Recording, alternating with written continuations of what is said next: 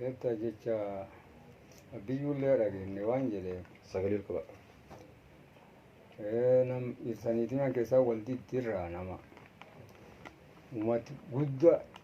yookaan ollaa guddaa waldiituutti irra wayyaa'e waan inni dheef ammoo waan kana irra hin beekne. Taammoo waan kana irra beeknullee hedduunullee waan namni mammaa guyyoo jiloo mataa faan waan jedhe muudamee lookoo gaala dheedee balleessu mucaa sila lookoo gindabba'ee balleessu.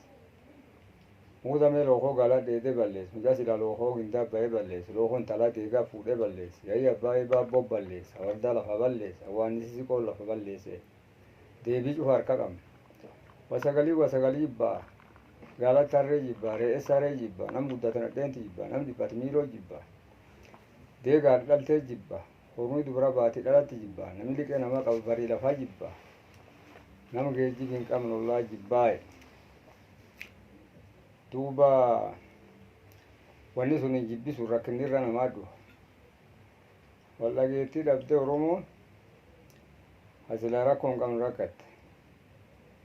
Yoo wal dhageettii qabaatte amma muudamee lookoo kadheedee gaalii mataa balleessee juutaati. Duuba yoo wal dhageettee waan walii galtee waan dhugaatii waan lillaatiin waliin somne. Jedhan duuba waan malatee gar dhaqsuniin malatee midhaafateen gad dhufee malee wanni ammaan ta'an kanisa gubanii misaajidu gubanii wanni sun waan dubbii ta'an hin balleessanii nu fakkaatti akka kennatti akka qaraa waa dhufaniin jawaarii ijjeesuu fedhanii namni ijjeechaatti dhufe. Duuba rabbiin baasee namni jecha sun tocha biyyuu waan akkasii dhageen. Duuba ammoo guyyum sun namni waan guddoo jedhe namni kun nama akka malee masa qabu nama ayyuu dubbisan hin balleessa yoo achi gad deebi'e wam dhibiin gad dhufaa namni jedhee jiru dubbisu yaa garree wam dhibiin dhufe amma wanni inni dhufeen sun waan sobaa taate akka kennaa sob ta'uu malte akka sobaa fudhachuu malte. Waan inni namaan sobu waan sun gul sobamuu malee jiru. Akkuma qaraa jira namummaa fayyaa namni namaan akkasi walii galee milikeetii akkasii cufti mul'ate duuba wagar galfatee malee milikoota akkasii mul'ate ammallee duuba bitta inni yaadu sun hin qabu yaadinni hin qabne ittiin dhufanii jechuun malee irti waan qabate. Guutuu qabdi waan garteellee waan hubatte irra deebi'uu hin qabdu. Isan keessa deemee wasaniin jejjedhee isan sosobuu jira. Hin sobaminaa isaniin jedhe uummata Oromoo wanni sun soba. Kanaaf balleessee birnaa dabra hojjaa jedhe. Ta'uu mal sun dubbii akkitti caqasuu mal akkas. Suniin isin diiduun wakaayan malee diidumaa wa mormachuu jira jechuudha. Duuba mormatee malee nam xureessuu jira jechuudha. Abdii adaree armaan dura uummatee nama guddaatti duuba qabsoo sanirraa irraate jabaan nama hedduun guyyaa inni du'ellee duubbeetta isaan tijjeessedhanii obboleeyyan isaa qabanii hidhaa keessa tursanii hagarii hidhaa keessa irraate dubbii akkasii fakkaatti dubbiin tun nama waan hagan gaanamaa yaadetti hagan diidaa baatee wanni kun mul'attee tammallee duuba gargalchee yookaan kan isa gubanii hojjaa kan misaajii gubanii akka ala dhagaanillee beektaa raajaa waladhee fakkeessa waan akkas tochuuf aqilii hin duuba achi dhufatee aqilii achi dhufatee hin taane hin duuba uummata Oromoo walti balleessuu jira jechuudha. Duuba inni sun soba jechiin olla gam biyya keessa uummata keessa deemee gandi cufee deemee dubbasu akka amma hordofu sun cuftiinu soba yoo jiraattellee nu akkas dhaga'uu jirra. Afaan kamiin dubbataa jennu limeen koob dhooftii maadee ancufaan dhooftii maadee agas irraa ta'e goorani xuxii limeen sun diqqoo waan akka xuxii didiqqoo abbaan hin beekne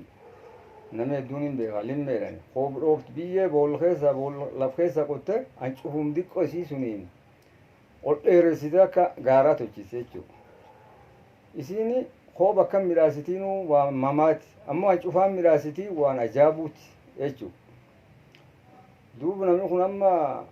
awwan kan hin taane dha taa'ee nama sossobuun waan ajaa'ibuuti waan sob hin qabne waan diida beekaa kennatti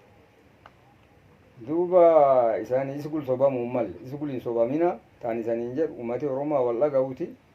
wanni sun isan sobdee gargar isan hin balleessin